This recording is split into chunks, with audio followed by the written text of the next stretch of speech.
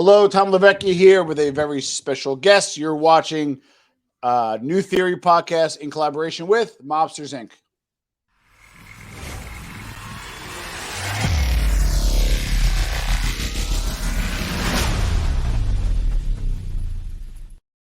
Hello, Tom Levecchia here with a very special edition of Mobsters Inc. in collaboration with New Theory. This is my ninth interview with an inducted member of Cosa Nostra. Without further ado, Dom Cicale, former Bonanno captain. Dom Cicale, welcome to Mobsters Inc. How are you doing today? I'm doing great. How are you, Tom? I'm well. And it's interesting because Dominic and I were supposed to hook up probably about December. It didn't happen. It would have been one of his first interviews, but I'm actually glad that he kind of has a show and has some stuff, because my interview then versus now is going to be much different. So let's jump right in. So Dominic, I'm always interested in talking to made guys, that I interview or have interviewed, that generally I boil it down to, having the father in the home or not having the father in the home. Give us kind of your background growing up and what type of male influence did you have? I had zero male influence. My grandfather, I grew up with my grandparents and my mother. Okay. My grandfather was a hardworking man. He was just very caring, never went out, always home.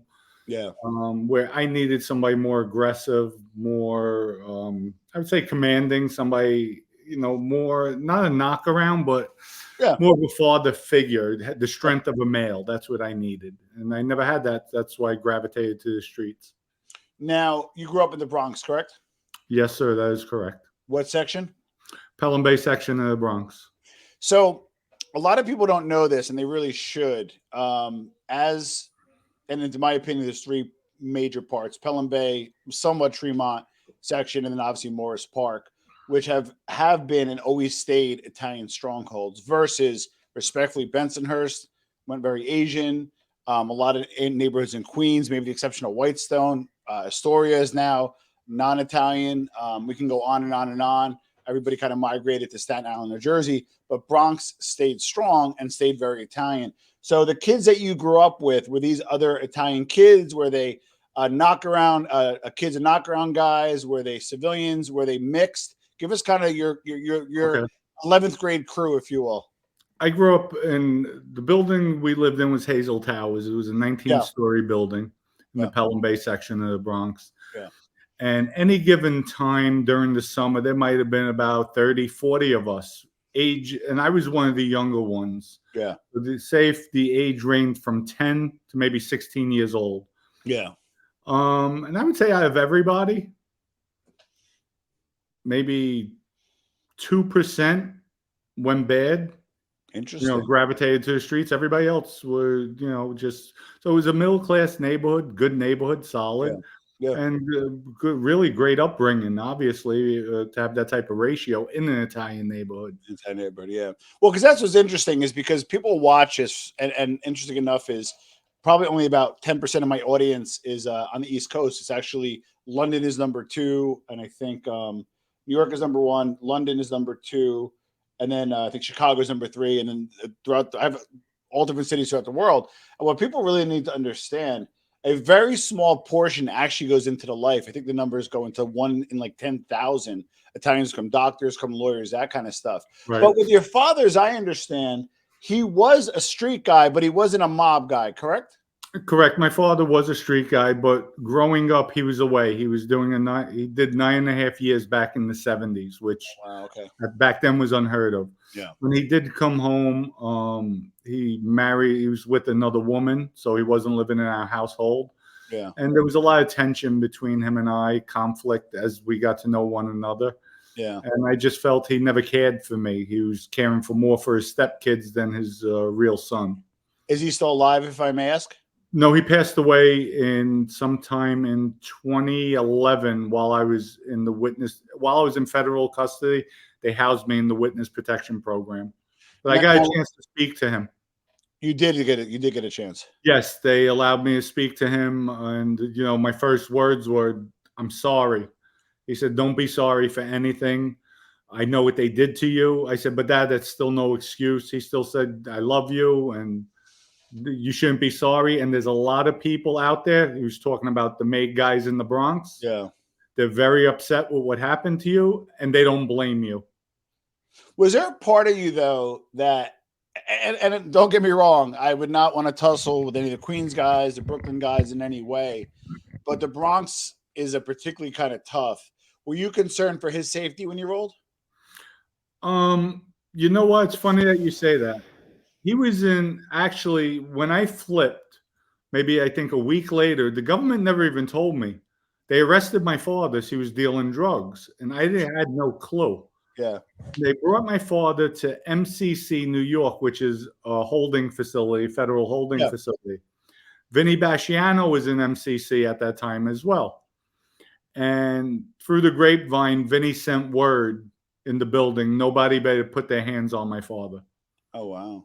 That's the type of guy Vinny was. Like, he knew it wasn't my father's fault. I cooperated. Yeah. Until this day, I still say it. I love Vinny. I have a lot of love for him because we were with each other all the time. And for me not to say I love him, I care for him. But at the end of the day, to me, it was a business decision. It wasn't not, I wouldn't take it back because I'm happy where I am now today in my life. But it took me a lot of years to deal with my inner being on me cooperating, me breaking that code. Yeah.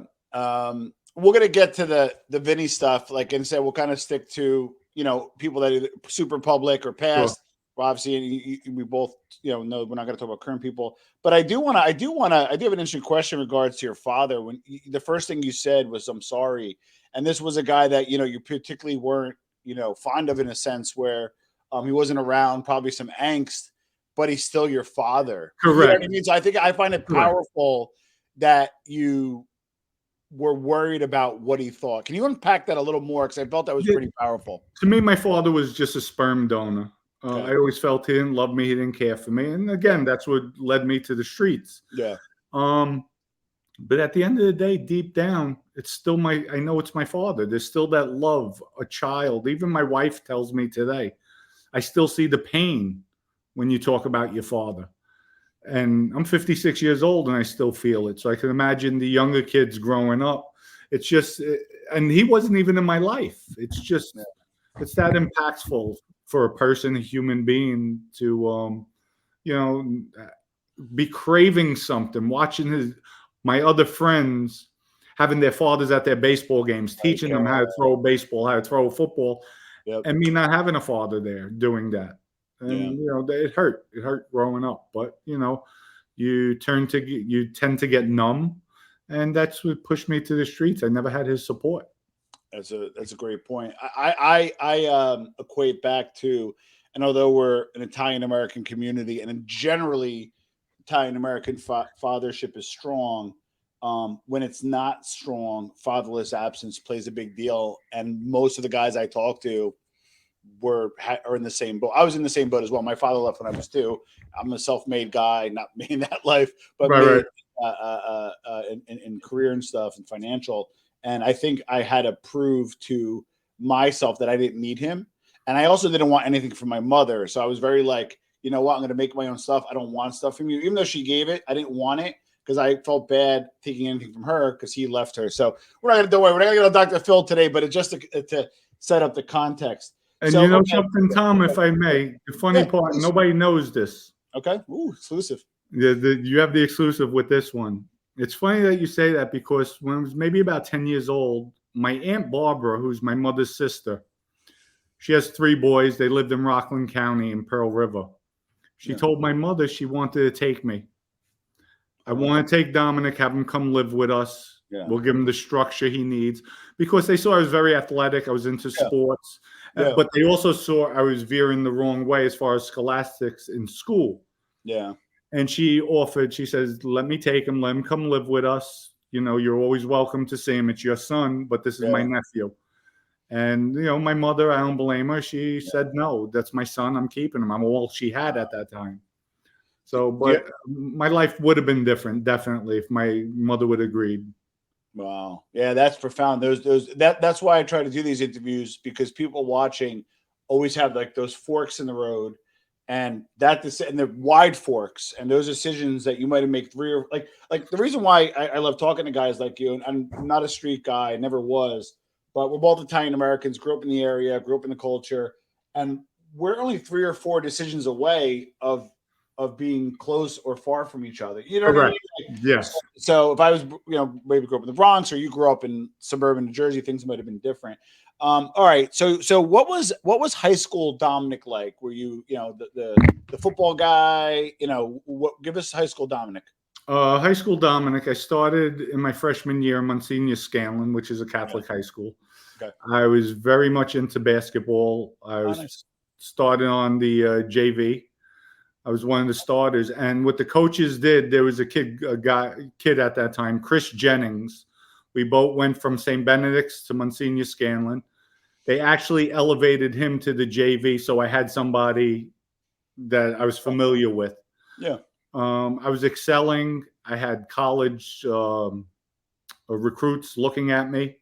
Oh, wow. And then what happened was that year I failed science by 1 point.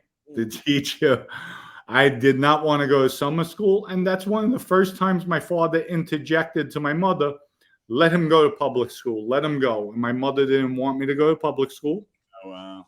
And then going into the 10th grade, I got what I wanted because my father had my backing. And that was it. The 10th grade, I never even went. I was hanging out with everybody else. So you didn't finish high school? No, I did not. Okay. Well, listening to you and talking to you, I would have, and this formal education doesn't really matter, and doesn't make you educated, but I could tell you're an educated individual, definitely at the bare minimum in the school of life. So you hit the streets kind of early, 10th grade, you kind of hanging around with people. When did you start, set us up? When did you first kind of get into the life? Let's do street life before mafia. And what was the mafia like back then?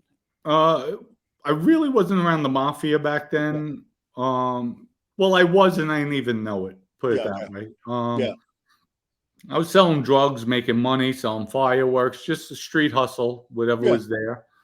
And then I had a guy who's around the West Side, the Genovese crime family, Ernie Muscarello. He basically took a liking to me. I was always around him, teaching me things, and me not even realizing I was being groomed.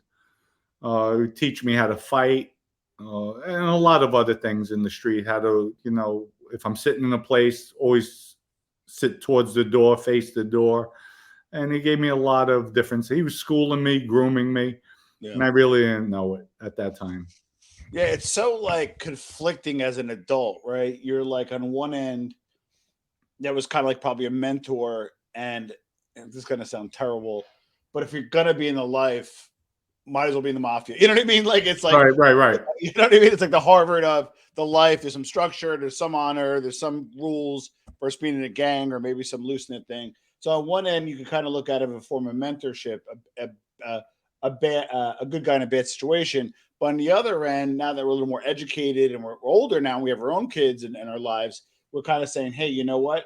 That's grooming. And I think you're right on that. What did you learn from him? If you could take away one thing from him that holds true today, that's a positive thing you learned, what would that be? Well, I broke the code. I ratted. So, just so if you're right, go all out. Never back down. And he would always tell me that too. You have any problems in this neighborhood, you do what you have to do. And anybody comes up to you, anyone, you come to me. Immediately come to me and I'll handle it. So he gave me a green light, and there's things I did, a lot of things I did as a kid, bad.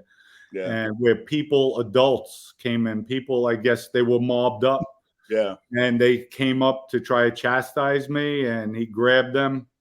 This kid does whatever he wants in this neighborhood. This is his neighborhood. And he always had my back. So that's where my father figure came from, him. Yeah. My old show, I did it with John Panisi, who is a former Made member as well. And we discussed with him that he was much closer with the Gambinos and the Lucchese's. And he even said that he think his outcome would have been much different. Not that, again, you want to be out of the life, but just going back. Do you think your experience would have been much different if you just stayed with the West Side? Absolutely. In the sense, listen, and I always say this till this day, loyalty is a two-way street. True. Okay. Even though at the end of the day, I was jailed for acts I did on behest of the Bonanno crime family. Yeah. Vinny Basciano's talking to Joe Massino, who's wearing a wire, talking about me killing somebody. That's a no-no. That never happens. Yeah. You're not supposed to talk about it. Once somebody's dead, that's it. Never gets mentioned again. Yeah. And if it does, it's a whisper in the ear, or you lip it. But that didn't happen. He's talking out loud. Then after I get locked up, Michael Knows, who's now the boss of the Bonanno crime family, he was the acting boss, sends a message in, tell Dominic he has nothing coming. Really? And the guy who he said it to told him, really? Dominic has nothing coming? Yeah. Okay, you sure you want me to send him that message? He said, send him that message. And then they took everything from me. They were stripping me of everything, finances, guys. So finally at the end, and I said this prior, that the Christmas before I got locked up, I collected about $360,000. Yeah. The Christmas I'm jailed, they had the audacity to send me $3,500 from my guys. I had so many people around me, but and that was just the straw that broke the camel's back. I said, I'm done. Well, this, if you're not going to show me loyalty and some type of respect, for all the stuff I did and me holding it down, I'm done. I don't need this life anymore.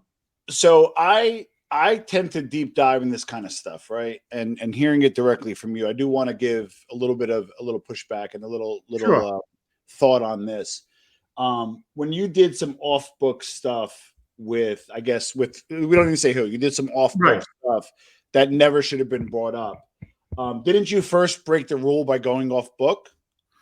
Absolutely. But in all retrospect, he was my superior. Yeah. Who I did it with. And his excuse to Joe Massino on the first one was the fact the guy was trying to kidnap my son. And I had to act. I couldn't wait because, God forbid, I go to tell you, Joe, that was the way. And he was right in that sense. You got it. So, okay.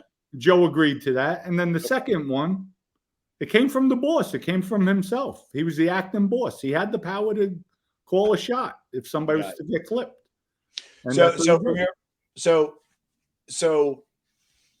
and I get it. And this is what people got to understand too. There may be Cosa Nostra rules and all this other stuff, but like you kind of work for your boss and that's your Cosa Nostra. Like that's what Patrick Beck David always tried to say to Michael and Sammy that did you leave your boss or did you leave Cosa Nostra? And they didn't kind of really get, Sammy wasn't really getting it. Michael did. Michael's so smart. Where I think in your case, I think you more left your boss than Cosa Nostra. Would you agree with that statement? Correct. Yeah. I would say yes. And, and another thing which was disgusting, Joe Massino, he played that card really well. He was I got to give it to him. He, from prosecutors to the mob guys, he played everybody like a fiddle because he was the one who orchestrated the hit on the prosecutor. Yeah. And made it look like Vinny did. So he knew that he had nothing to give the government. He orchestrated it, pushed it, and, it shows he failed 2 lie detector tests. Well, so I want to go a little bit more on so obviously Vinny made some surprisingly kind of sophomoric rookie mistakes. But again, if you go back to following protocol, the boss is the boss. So you can you could push and pull on that. And I get both sides of it. Right. But at that point, he jammed you up. I get that.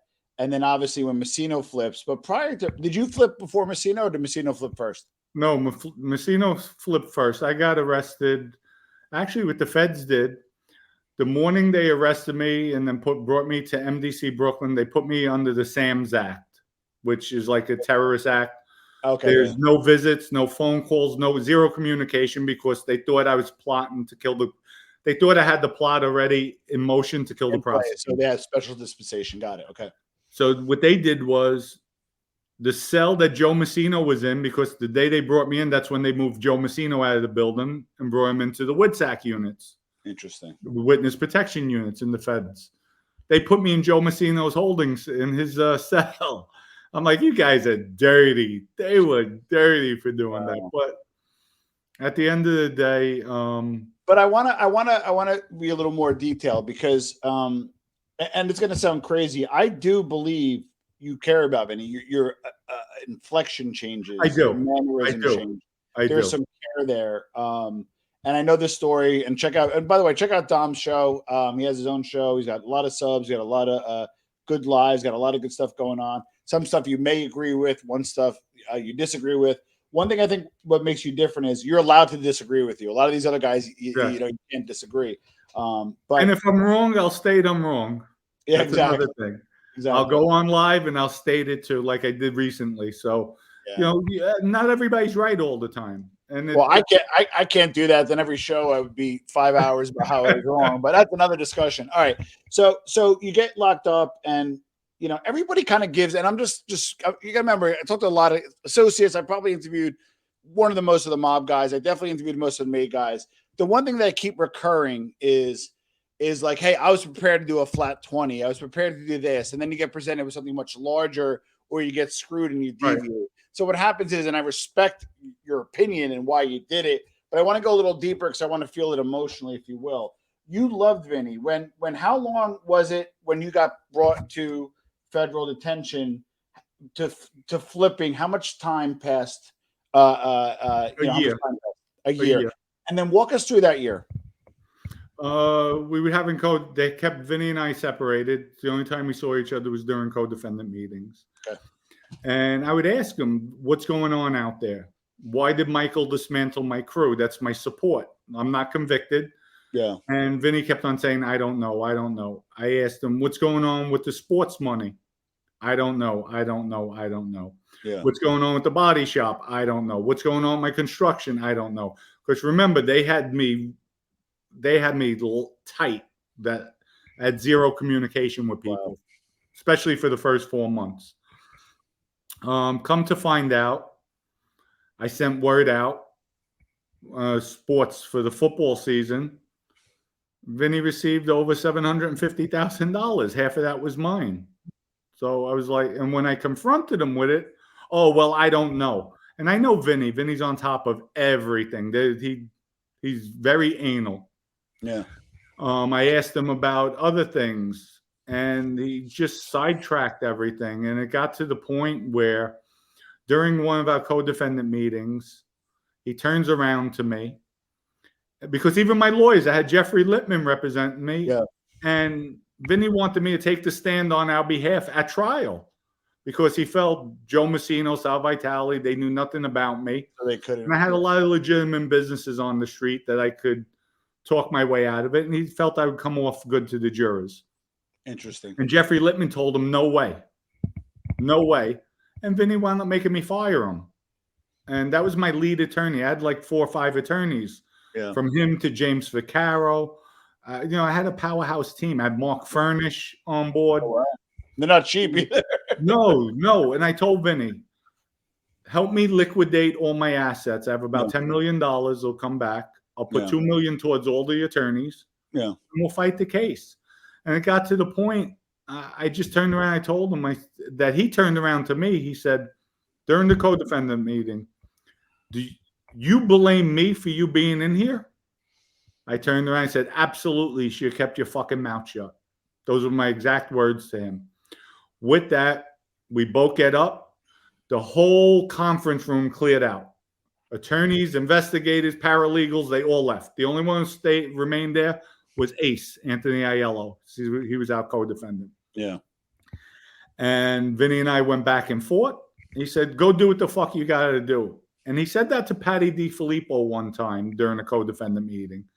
So I told Vinny, I'm not Patty. I'm not a fucking rat. You're not going to label me or say something like that, like I'm a piece of shit. Yeah. And it got to the point I was inches away from swinging on him, putting my hands on him. Wow. And I held back so much, all of a sudden I just started, tears came out. Like I started just, I couldn't emotionally. I sat down, put my hand in my head, and then he grabbed me, hugged me, said, I'm sorry. Yeah. You know, like that was the first time we ever had a blowout. First argument out of the time we were together. and we were with each other 24/7, literally, all the time. Well, I mean, so obviously you're living that situation, so you're going to look and feel because you're firsthand. I want to look at this. I want to give you a slightly different twist, if you will, and it's not pushback; it's just a different view. Messino, the Bonannos were in shambles post correct Peace Connection, post Commission, Donnie Brasco. It was a mess. We all know the story. Messino came in, stopped kissing each other, stopped going to funerals, so he built it back up, which it's interesting from a business perspective was genius. He brought it from a crew of like nobodies to like a powerhouse where the Genovese even admitted it's just us and Joe. So that's all documented, and I don't think we need to rehash that. But you, I believe, and this a compliment, but this seems to be a knock on you. That I ask people, I'm like, I'm not trying to find a knock on Dom, but what's the narrative, right? What's the narrative for him and against him?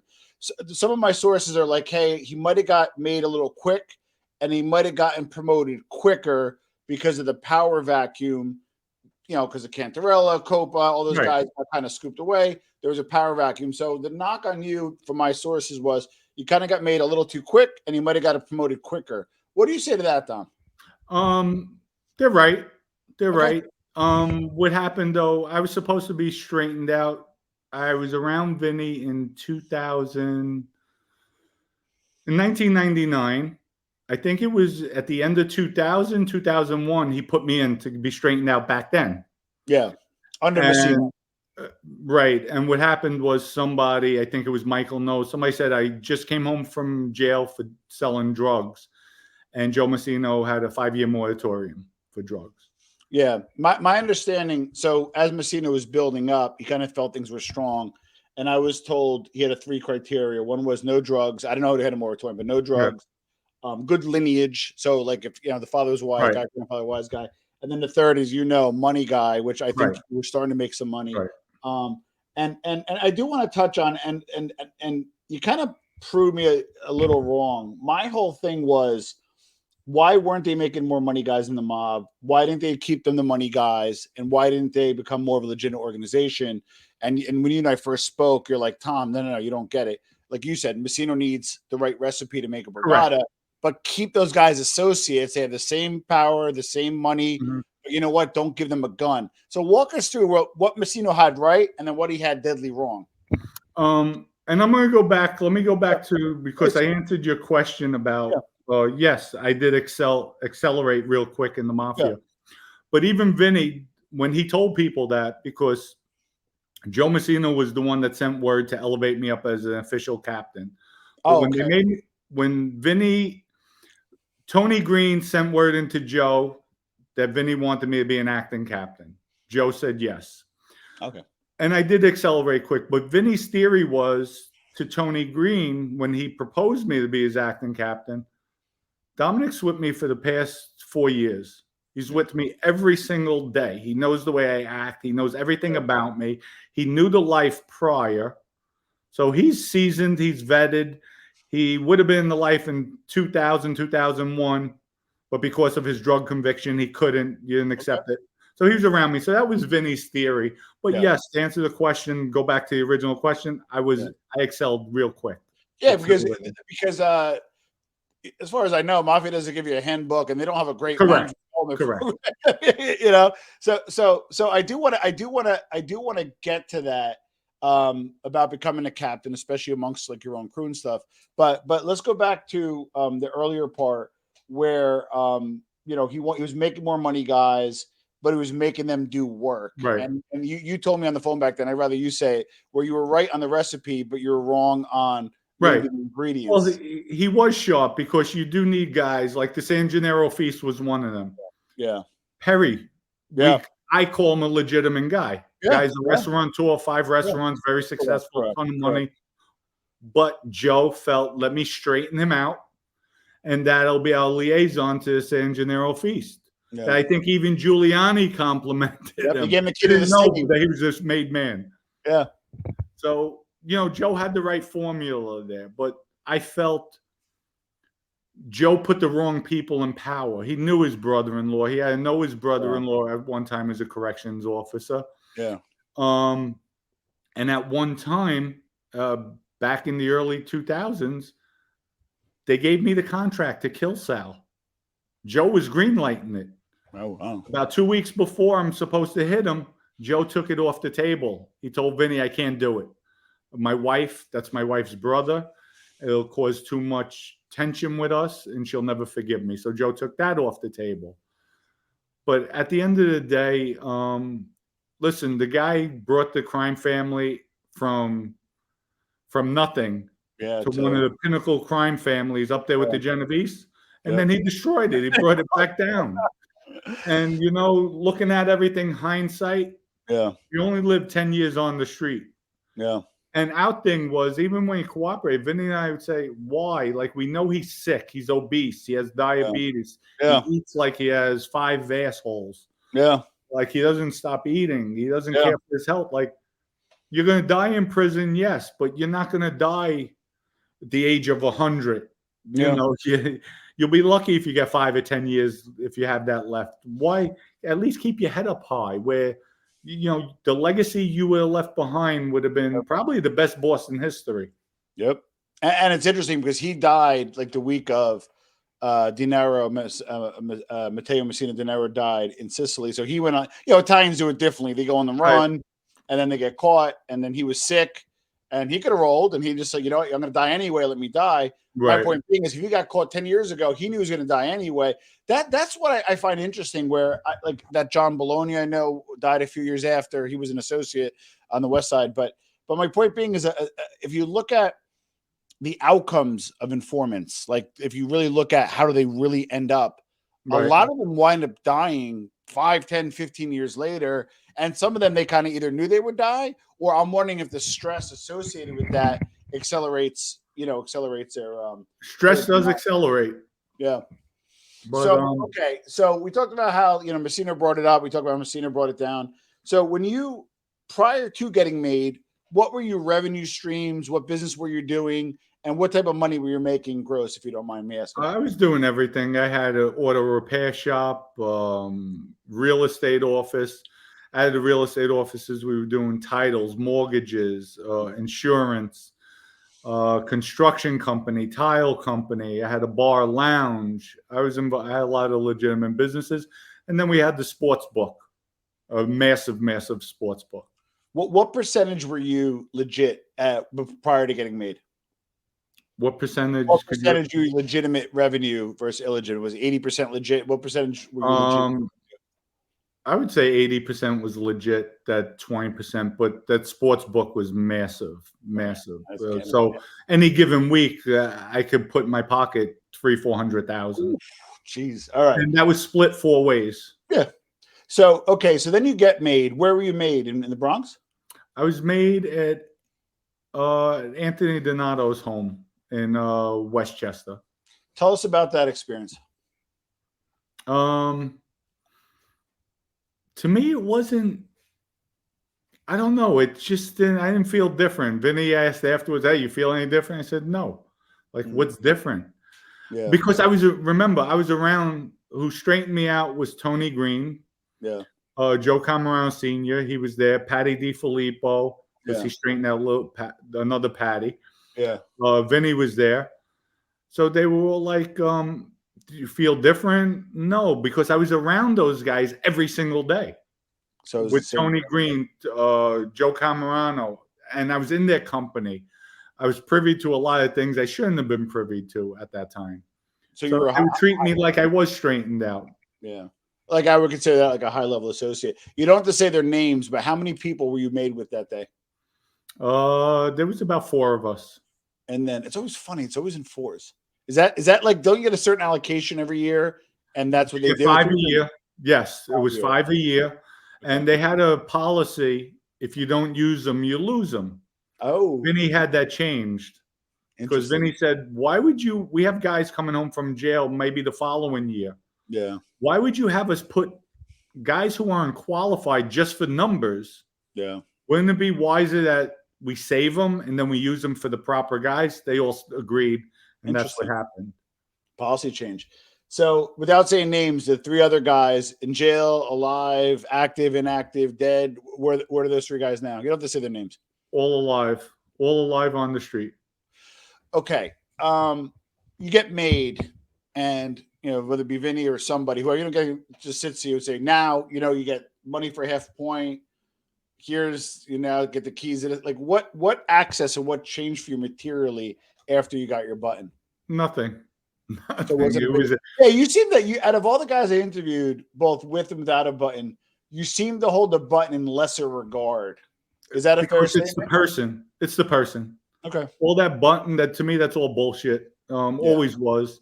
Even when I went after TG, who was a captain in the Lucchese crime family, I wasn't made. And Vinny told him. TG was in your Borgata, right? No, there was another TG. Oh, another TG. In the Lucchese's. Okay. And Vinny told him, he said, if Dominic, number one, let everybody in the Bronx know somebody wants to call Dominic a rat or say something bad about Dominic, and if Dominic don't fuck them up, Dominic can't even be around me. Matter of fact, I would kill Dominic. Wow. And if I'm with Dominic and he's fucking up a friend, I'm going to help him.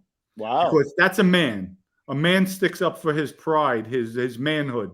If Dominic wouldn't have did anything right now, he can't be around me because that's a mutt. That's somebody who has no inner. So here's my thing, though. And again, kind of go back to what you said earlier. It seems like the expectation is these rules, but the reality is a little more fluid.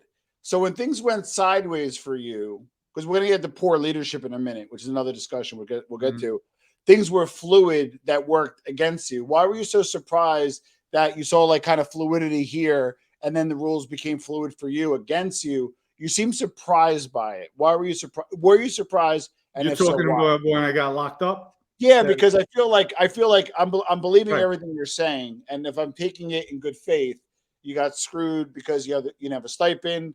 They didn't protect your businesses. They didn't provide counsel.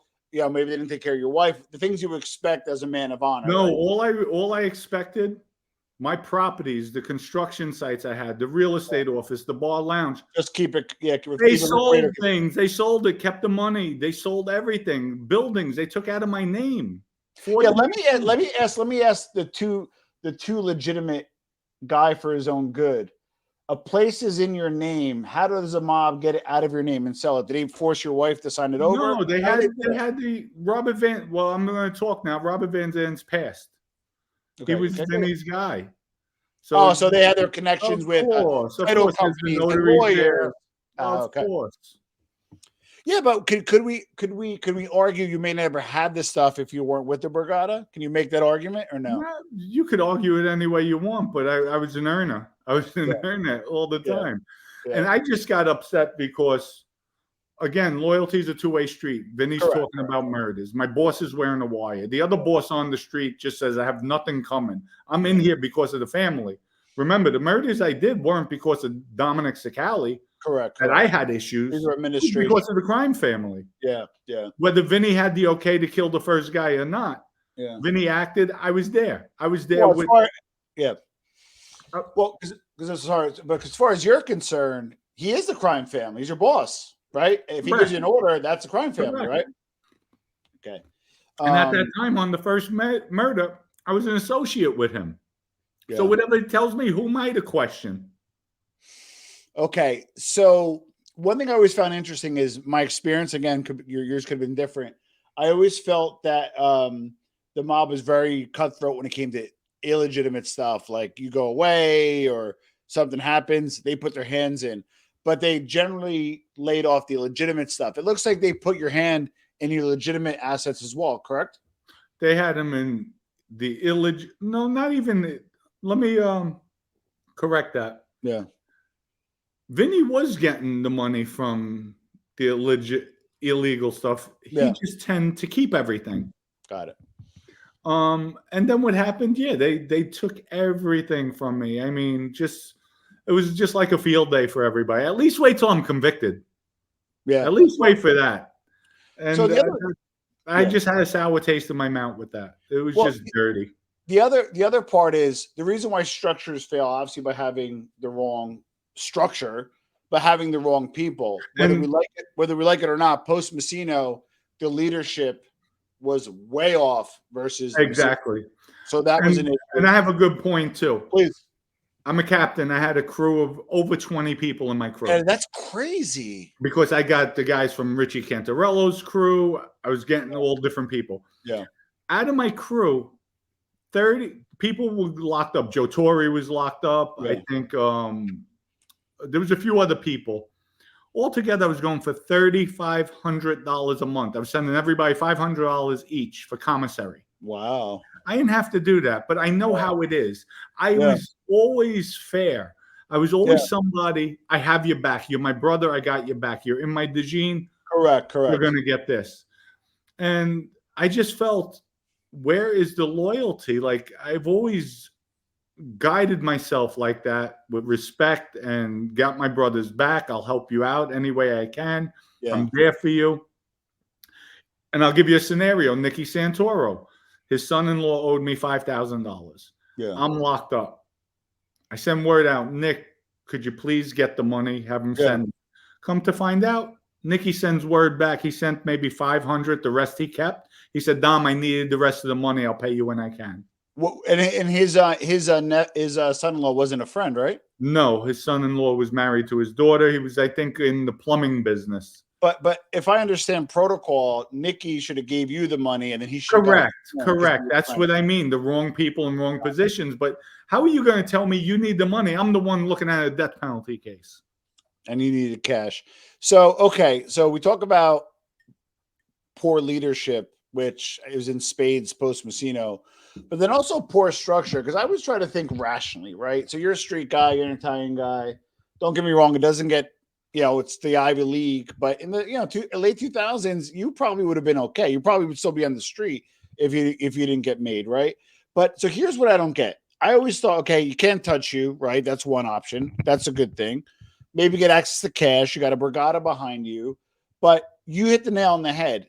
I talked to guys that off camera that are motive.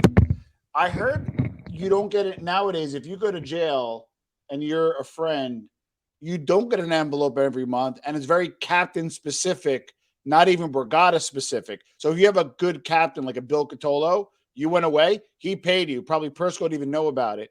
Versus every other brigada, it matters by the captain, not the family. Is that your understanding as well? It matters about the guys. That's correct. And I'll give it, for instance, even Quiet Dom, when he was sitting there with me, he had a public defender representing him.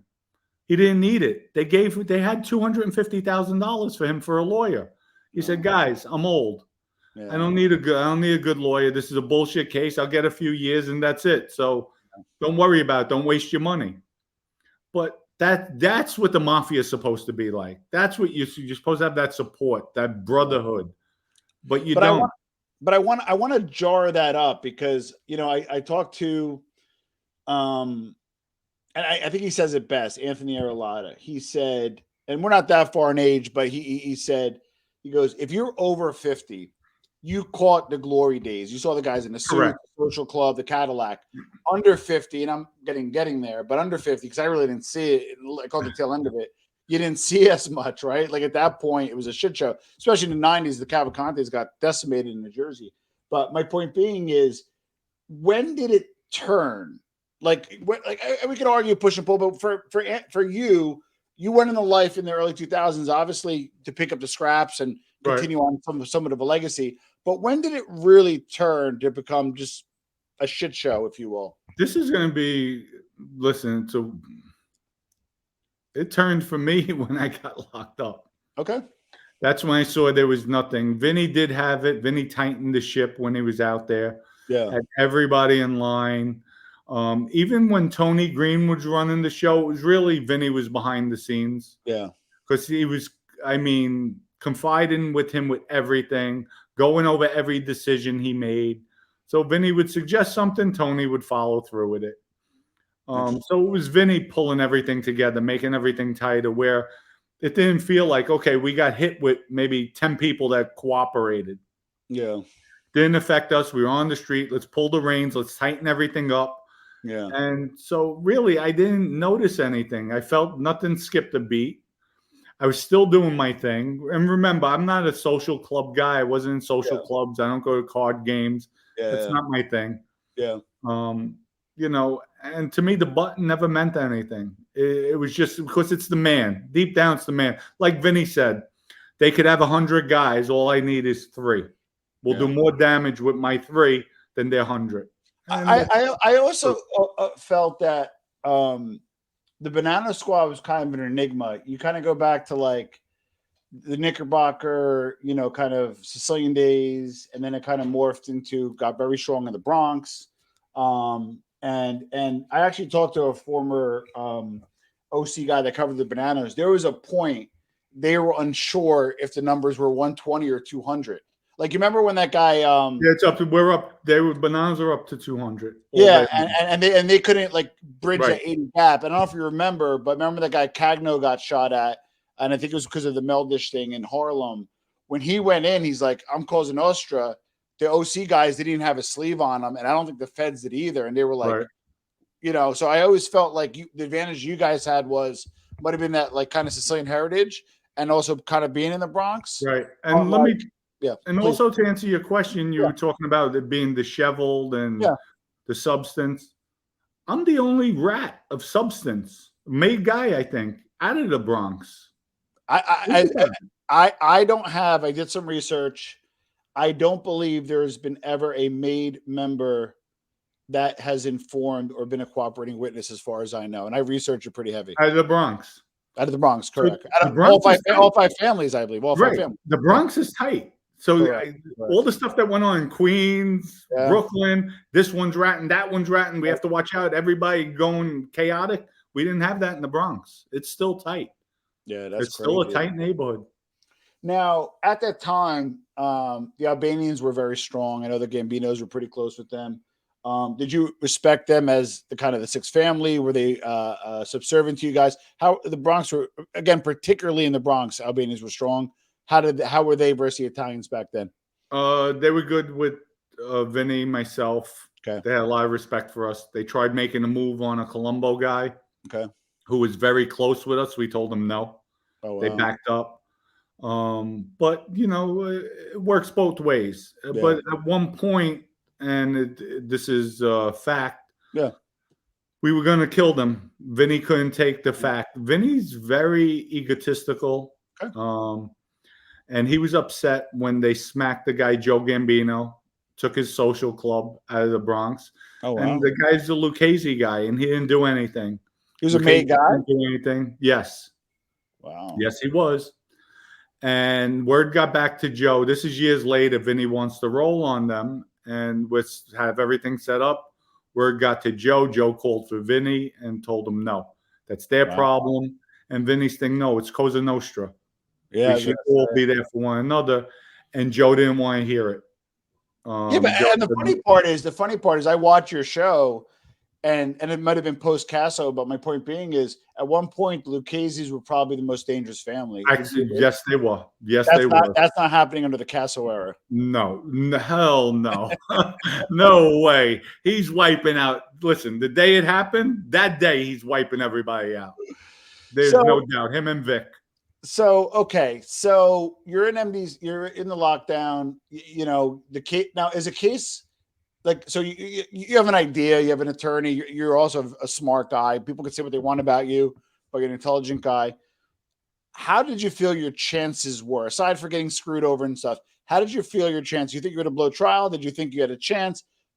And also, was the case getting worse for you, or did it get better? Because I want to get, before you flipped, I wanted to get that gestation period of what you thought your chances were. I'm a fighter, so I would say I'm going to beat the case. Yeah. But however, we all felt, listen, they offered Vinny a plea deal. 27 years. 27 years, okay. For both cases. Okay. 2 homicides, 27 years. We'll wrap it up. Vinny didn't want to take it. Wow. Why? Vinny's like, they have nothing on me. I'm beating the case. But you're on tape, Vinny. He didn't want to hear it. Yeah. And that was it. But at the end of the day, I think I would have had a plea. I would have got a plea. So you feel maybe for most 20 years. And then if I go to trial, you know, my defense, even Jeffrey Littman, would be Vinny's on tape talking about me killing somebody, but I'm at a basketball game that night. Doesn't mean you I'm did on it. TV. So, because I had courtside seats, I had season tickets for the Nets. So it wasn't like I went to a game just to cover up. These are my season tickets. So you're in jail for a year. You think you have a shot. If not, Always, of course. yeah, and it may not be a life sentence. Walk me through before your head hits a pillow the night before you ask for the prosecutor and say, hey, you know what? I'm going to join Team USA. What was going through your head the night before? I was sick to my stomach. That I just was sick. I saw the writing on the wall with everything. And my thing was, now if I wind up with some time, listen, there's always a possibility I could end up with a life sentence. I'm not going to kid myself. Yeah. And if I wind up with a life sentence, now I have nothing. You strip me of everything on the street. Yeah. I'm in here because of the family. I just got fed up with everything. I said, you know what, I'm done. And that was it. I was sick, though. I was sick. And it broke my heart leaving Dom that day. I'll never forget it. Like, I gave him all my stuff. I made an excuse to him. They're bringing me to MCC. They're bringing Vinny here. Wow. And I was just sick. I was really, it broke my heart. He even walked me out to the door. Well, so because you felt ill and because even to this day, you know, you could hear it. It's upsetting to you. It's you're human, right? You still felt some attachment. Give us the things you were attached to from the life and being a member. The life itself, just the respect. Yeah. Just the respect that people have for you. I mean, through the prison system, remember, I just came off a 10-year bid 5 years prior. Yeah. I had the respect. I actually, what's his name was even there in our unit? Kevin McGriff, Supreme. Yeah, Supreme team. And I go back with him through the prison system. So, you know, I had a great name, good reputation, streets too. My family's in the Bronx. Yeah. It's just, you know, it's just that was the most troubling. My reputation, my name, everything I built, that hurt. So you cooperate. How many times did you actually take the stand? I think 5 trials. Can you go through each if you don't mind? It was just prepping, going up, saying what I had to say. The last trial, I think, was the John Gotti Jr. trial. Got it. Where it was just, I never met the guy. Yeah. It was just about what him and Vinny concocted as far as John Gotti Jr. wanted Joey D'Angelo to take the stand on his behalf. Yeah. And Vinny wanted me to take the stand. So, you know, they said, this is the new way. When I brought it to other people, they said, Dom, that's suicide. Everybody's going to look at you as a rat. Yeah. I said, I know that. But so Junior got off. Did you testify against Vinny? Yes. And pretty sure it's 4 trials. Vinny, Patty DiFilippo, the first trial, then Vinny's retrial. I'm not sure death penalty phase. Vinny's second. It might have been 4 trials I testified in. So you're on the stand against your former brother. You know, just I think about it and I'm getting chills, you know, but you'd lived it. What was going, you know, through your head? How were you feeling? It bothered me, but I knew now it's just self-preservation. I'm saving myself. I'm doing what I committed to with the government. And that's it, you know. And listen, at one point, Barry Levin, Barry smiled because he said something. Well, Mr. Cicale, I said, yes, Mr. Levin. And he started laughing. Yeah. Vinny told him in front of the jury, like, I'm facing the death penalty and you're having jokes. You're joking with him. Yeah. Like, he was really upset. But yeah. So, so you testify, you know, in some cases the government wins, they don't. One of the things that I don't think people appreciate as much, people think that you have a lot of cards, you know, to play with and a lot of negotiating where you could be like, you know what, Sam, you'll be like, I'm going to talk, but I'm not talking about my old crew. And they make it look like, you know, they have this leverage. That's all bullshit. I want to dispel. That's all bullshit. Yeah. That's all bullshit. All because I tried saving Ace Anthony Aiello. Government said, Dom, worry about yourself. And he's a big boy. He can do what he has to do. You worry about yourself. And the government doesn't tell you who you're testifying against. Yeah. when you debrief, when you go in, because you don't know what cases are coming out. So to say what you just said, well, the government only told me I have to do him. I made the deal, save this one. Once you give information, you didn't save anybody. You gave information on that person. So you don't know what comes out with that information. You don't know where it leads to. Yeah. So that's all BS. So after testifying, did you go into the program? They put me, it's mandatory. In the federal custody, while I was in federal custody, they have phase 1 of the witness protection program. A special PC, right? Yeah. Yes, they have about 7 different facilities. Yes, correct. Yes. Throughout the country.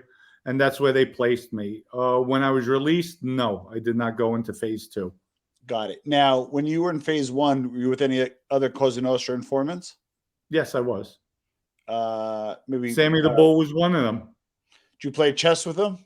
No, we didn't play chess. I play checkers. I know he plays chess. We can unpack that well. We'll talk about Sammy in a minute. How was the camaraderie with other organized crime guys in PC? Because is it kind of like a spectrum where like he's more of a rat than you, or you like? Oh, you have argued. Listen, I was with Bobby Luisi. I was with Nicholas Calabrese. Okay, yeah. I was with Joe Caves. There was a lot of different people. Some you have conflict with, some you don't. Some still have that mafia mentality. Yeah. Now you get out, right? So you get out. Tell us about like what assets can you keep? Like, did you get to keep? And where did you live? Well, I had no assets. I told you they stripped me of everything. Everything? Everything. Yikes. Everything. I came out. The government handed me $25,000, and that was it. My mother gave me 25, and where did you go? That was basically it. I was gonna be with my daughter's mother.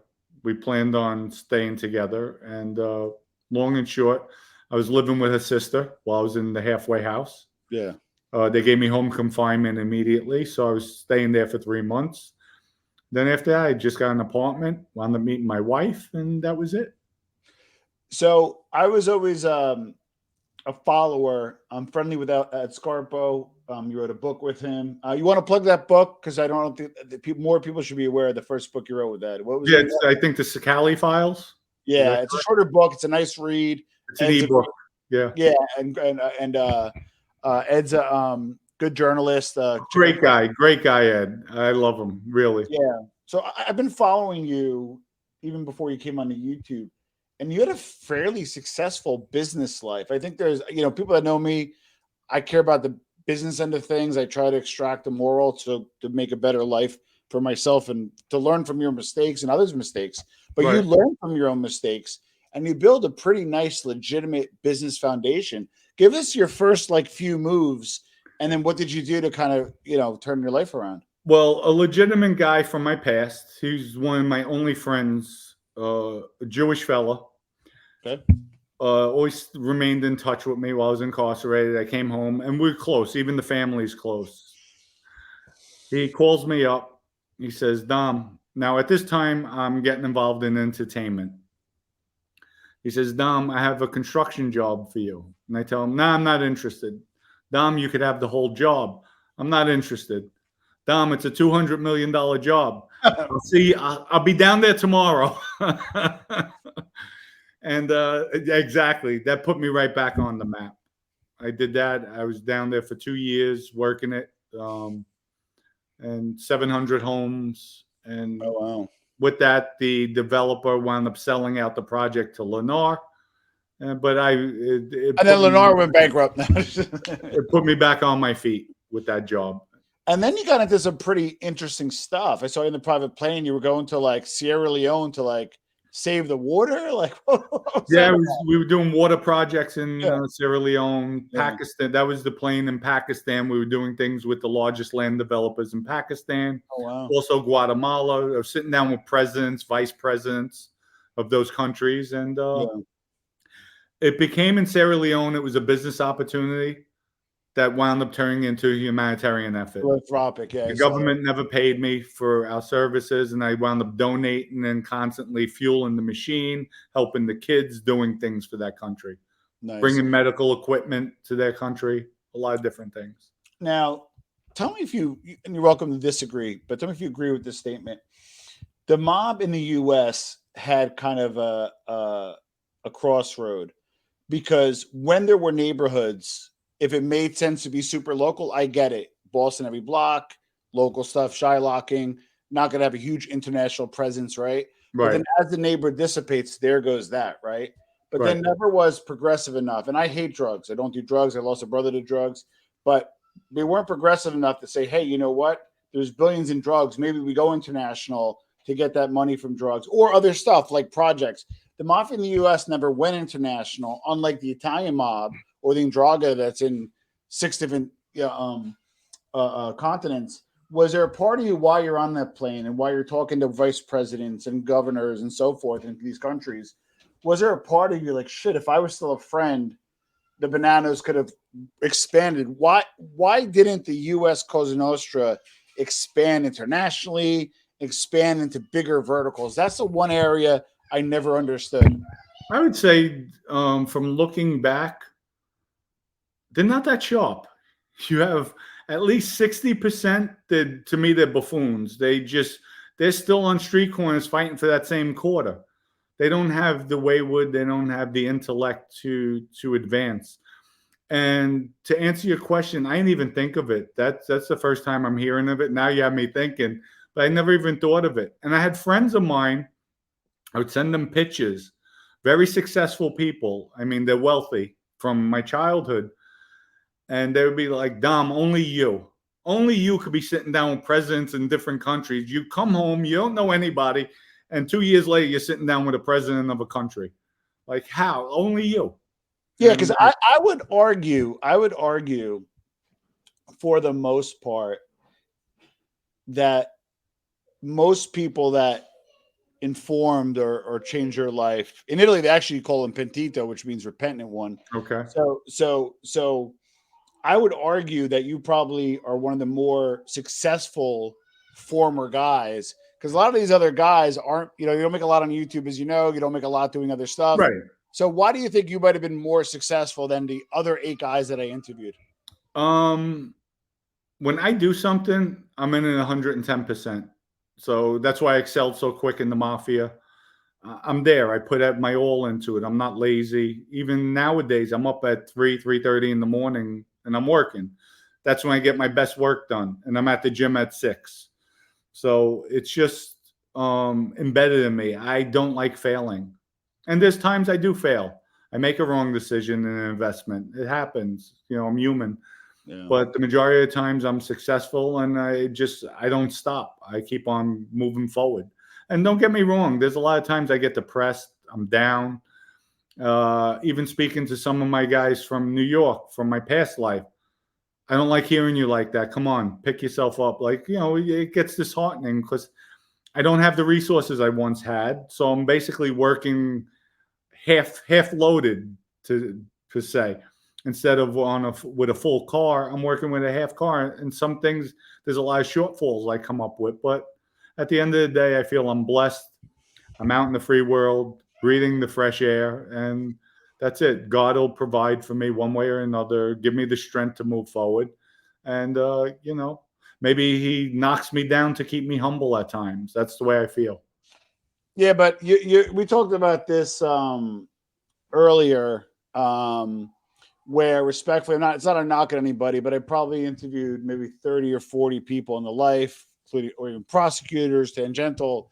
But of the 9 guys that I've interviewed, of those guys were smarter, you could just tell, or more sophisticated, or just all put together, knew how to maneuver. One of the things I liked that you did was you do have sponsors for your show. You got EG Vodka, Champagne LaRock, and you're trying to build a platform where Correct. A lot of other guys are worrying about like super chats or doing like Zooms and all this other stuff, but you kind of got it right. Tell us a little bit about EG Vodka. You get respectful, came on and gave me an hour of your time. Thank you. I appreciate that. Yeah. I really do. EG Vodka, there's 6 of us. We all own 16.6% of the company, so we're the majority shareholders. Nice. It's 100% organic, gluten-free. You could go to egvodka.com. Okay. We ship in 44 states now. And it's really I'm a vodka drinker. Yeah. And every time I go out, if I'm in a local restaurant, they have our vodka.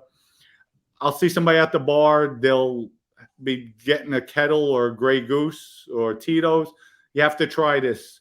One guy last week, and this is a true story. Yeah. He tried the vodka. Right away says, how do I buy it? He went online, bought 3 bottles. I said, get out of here. And I wound up picking up his check. He said, you don't have to. I said, no, I do, because what you did, thank you. And that's a customer I know we'll have for a long time. But it was just an opportunity that I had that was offered to me, and I took advantage of it. And it's really, I've been blessed. That's why I say God is just sometimes, like I said, I'm not always in a good mood. Things always don't go good for me. Things, sometimes are tight. I'm down, but I just keep my head up high, and I'm just blessed to be out, be free. My family's okay. And that's all that matters nowadays. So, and the reason why I brought it up is, and you're welcome to share this or not. So you started your platform. I think you're like 19,000 subs, which is a nice number, especially considering you weren't doing this too long. Are you seeing correlation of your platform and seeing good vodka sales, or did not hit that correlation yet? Well, what happened was a week prior, we were only in 13 states. Oh, so I have a lot of people comment, Dom, I can't buy it. Dom, I can't buy it. Dom, I can't buy it. So now what I'm doing is we're going to be setting up a subscription base too, smart, where I give all people a discounted rate and just put the product out there, get it out there, get it in people's hands. Awareness, and awareness. Because my partners and myself, we're not concerned about a profit. Yeah. We want to put it out there, put the awareness, and it'll build itself. Yeah, that's smart. And they actually did that with obviously the celebrities behind it, but like Casamigos, which sold out for over $1 billion. And I don't even think they sold 7,000 cases at that time. Well, that's what's crazy. So like I find, people are watching you and they're like, I want to hear about Joey 3 Feet from the Bronx. No, I want to hear about how you're leveraging your platform to flip it to $1 billion brand. I just think differently. I don't know, but no, it's all about business at the end of the day. And you know what? Like I tell people, this is my therapy coming on. It helps me. Yeah. And I like people. I want the negative comments to come in. As long as they're respectful, you'll get an intellectual negative comment. Yeah. And I'm okay with that. And if I'm wrong, I'll say, you know what? You're right. I can't answer it. You're right. What was a comment that sticks out to you that was super critical but respectful, that you said, hey, you know what? I hate you, but you know what? You're not wrong. Is there one that jumps out of you? Somebody was talking about with Vinny, how could you say you love him? You're a hypocrite. You're this, you're that. I said, well, listen, I'm with a guy for 5-6 years every day. Yeah. I love him. Like if he died right now, I'd be upset. I'd be really upset. Like I don't want to see him die in prison. This was a business decision. It wasn't personal. If there's anything I could do for him, I would do it. But I'm not going to get on a witness stand and lie. I'm not doing that. I'm not going to jeopardize my freedom. That's not going to happen. You have a lifetime deal with the government, meaning so if he retrials, is there an expiration, or you got to do it for life? I'm pretty sure everybody has a lifetime deal with the government. It just depends how you act on the stand. I'm not going to act any differently. If I did that, I would be a hypocrite right now. Yeah. Saying I've changed, because listen, I had family members make statements. He won't last 3 years out there. He'll go back. A leopard doesn't change his spots. Well, let me tell you something. I've changed my spots. I've learned to adapt, to acclimate, to be a regular law-abiding citizen. And that's the way it is nowadays. So also media is kind of funny because media is a tough beast, as you know. And you and I chatted briefly about what happened with Sammy. I know you guys are at odds. In the YouTube world, people don't understand this. You're supposed to collaborate with each other, whether you like each other or not, to build a platform. Exactly. So what happened with Sammy, and kind of unpack that a little bit? I'm okay with everything as long as somebody's straight up with me. Sammy brought me down. I spoke with him. I wanted to do things with him. I felt we could collaborate and help each other. And Sammy's thing was, Dom, come on my show. We'll film down here. I'll put it out on my YouTube for the public, and it'll help build up your show. This was in the beginning. He held it for about 4 or 5 months. Then when he puts it out, he puts it behind his wall. So I was like, Sammy, you never said that. And with that, there was a falling out. I called him out on it. I said, you're dirty. That's dirty. It's disgusting. He wouldn't even take my text message, get on a phone call. He had his pit bull, Anna, get on and talk to me. Anna's like, why are you upset? Why am I upset? Well, no, you're getting hits. You're getting views. No, it's behind his paid wall. It was supposed to be on the internet. 300 people helping me. 300,000. Well, but so here's the thing, and this is what I find interesting is in a normal situation, what I know of you, or even myself, I would have had some type of.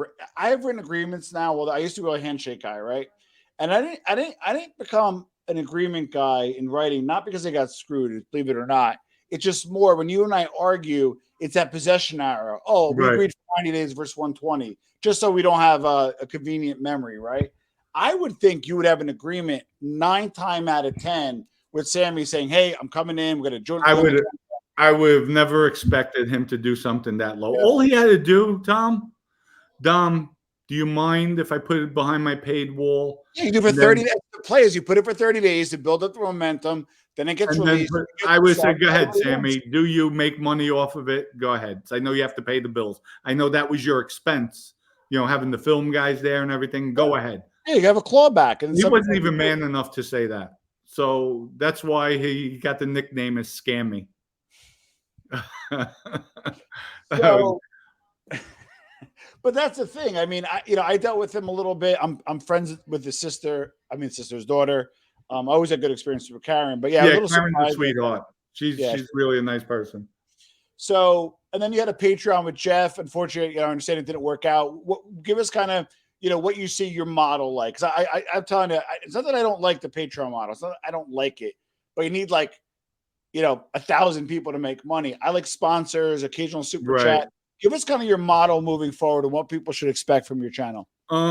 I'm trying something new. I'm trying to come out with something every day. I'm going to come out with workout things, health segment.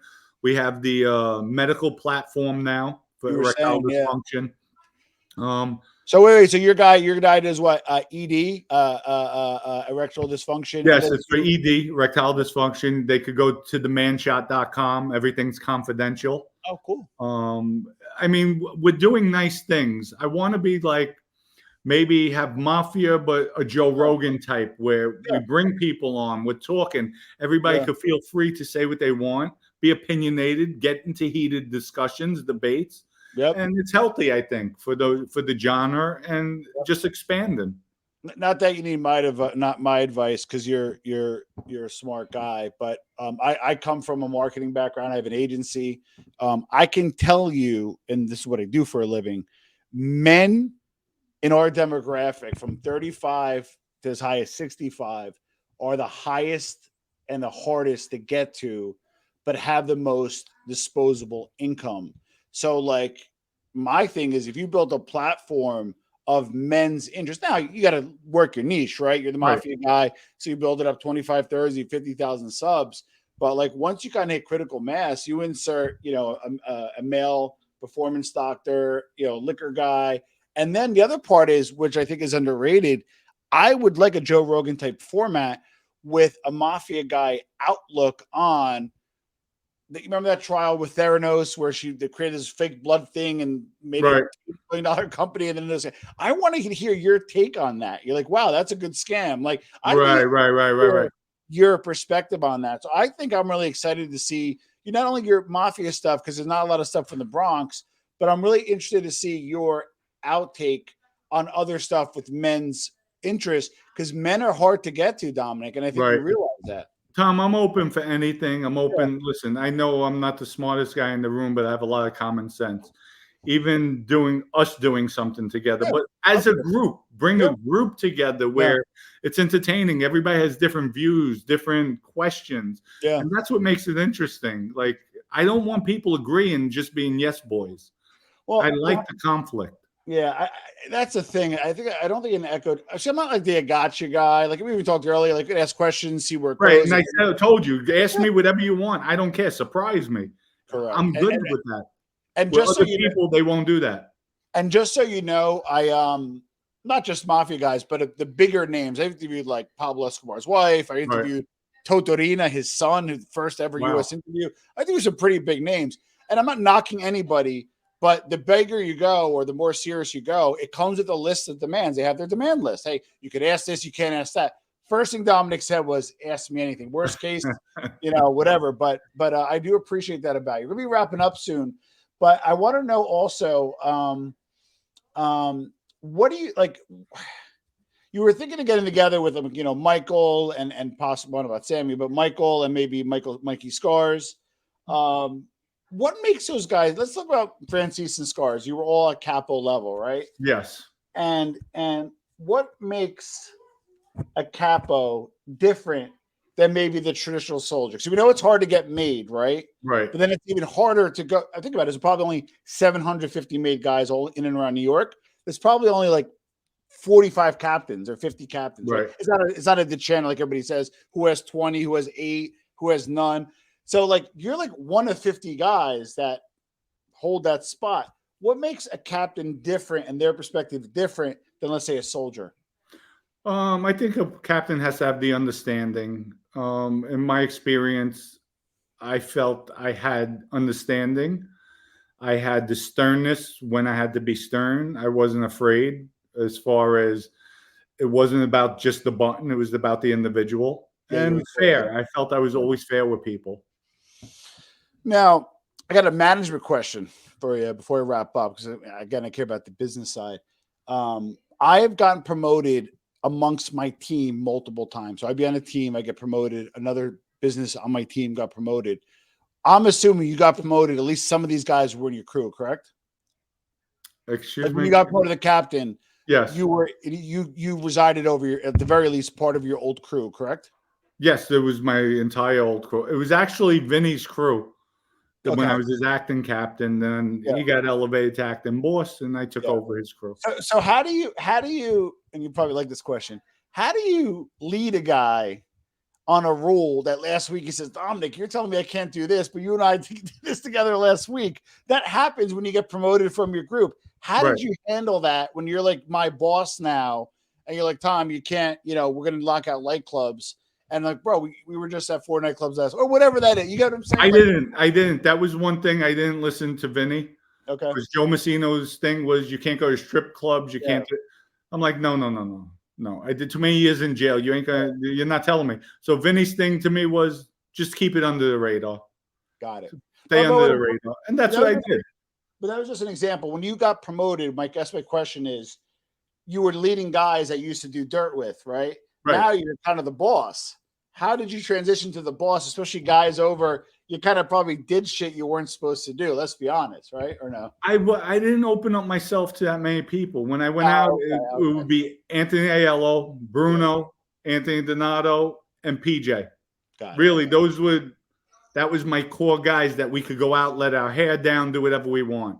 All the other guys, it would be mostly business. So that's actually good. You go out, it would be at a restaurant. Got it. I wouldn't let my hair down with too many people. Got it. So, now, not that you're active, and I'm not suggesting it, but just for people that are watching, what's the strength of the Bonanno family nowadays, in your opinion? The strength is always there. I think it's the leadership that they're lacking, the respect of the leadership, and that's where I think the turmoil. The person who I think will be, now that the boss is locked up, who could pull things together is a second in command, alleged second in command, Johnny Joe. I think he has a lot of respect out there. He's been around a long time. He's not a buffoon like Michael. Michael is a buffoon. Especially we did at the wake. That's disgusting. Were you on the street when his son made like 25 guys, or was that after you? No, that was after me. That was. I don't know if they kept their button. I'm interested to find out. That was after me. Yeah. So, all right. So, final question. I asked this of most of my guests that I'm interested in asking this. You and I have a nice cigar, nice dinner. you can invite any 3 people that are alive, that are in the life that we would know about. Who are they and why? Who are they? 3 people. Vinny Basciano. Wow, that's interesting. Okay. Big Ernie Muscarello. Interesting. And Quiet Dom. Wow. Damn. Interesting. Well, that's my 3. You know, because they asked me now the why part. Okay, yeah, let's go to the why. Because I want to bring up what happened and let them tell Vinny, you were wrong. Oh. You were wrong. You should never said anything. How dare you? You were wrong taking everything from Dominic. You were wrong. Damn. I want them because I know it. I already know it. Well, Dom told me prior to me cooperating. That's a lot to unpack. I appreciate that. I appreciate the why on that. Check out Dominic's show. It's Mafia Roundtable. Correct. MafiaRoundtable.com. You want to support him, check out egvodka.com. Dom, I had high expectations. This exceeded that. I don't think this will be the last time we're going to speak. No, Tom, I would really like to do things with you. I said that from the beginning, from day one. Agreed. I would definitely like us to formulate something that works for both of us. Maybe get a few more people on board. Absolutely. Where we have a Joe Rogan type feel where it's entertaining. I love it. So comment below. I'm going to put this on Mobsters Inc. And I'm going to put highlights on the new theory and also the audio people. Thanks for listening in because this was a longer one for our pod. And Dominic, thank you so much for being on the show. Tom, thank you for having me. It's a pleasure, and it was long overdue with us. Thank you, sir. Thank you.